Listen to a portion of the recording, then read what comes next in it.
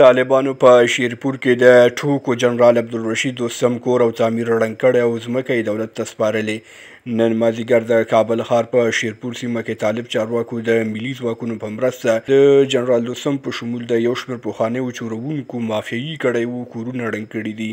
د سیمې د عیني شاهدانو په خبره ویل کېږي چې طالبانو په شیرپور کې د جنرال دوستم کور ته څیرمه د ټولې کوڅې کورونه ړنګ کړي دي او ویل کېږي چې هلته به د یو نوي سړک د جوړولو چارې پیل شي.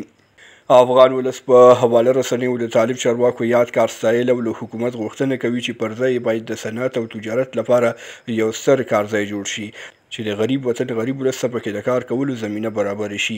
که څه هم تر دې د ملدې په پاړه جنرال دوستم او دوستم ته نږدې سرچینو سنې ویلي خو موده وړاندې د ښار جوړونې وزارت د غصب شویو ځمکو د بیرته راګرځېدو ریاست په یو خبري اعلامیه کې ویلي وو چې ژر به په شیرپور کې غصب شوي دولتي ځمکې بیرته راوګرځول شي.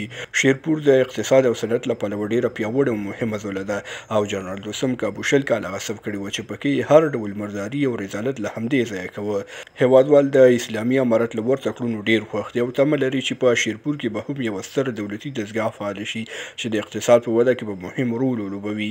جنرال موبین په ایکس باندې لیکلي دي شاباس اتلانو دغه ډول خبرونه د هر افغان د زړه غوښتنې دي په دې هیله چې په نورو سیمو کې هم غصب شوي ځمکې بیرته راوګرځول شي.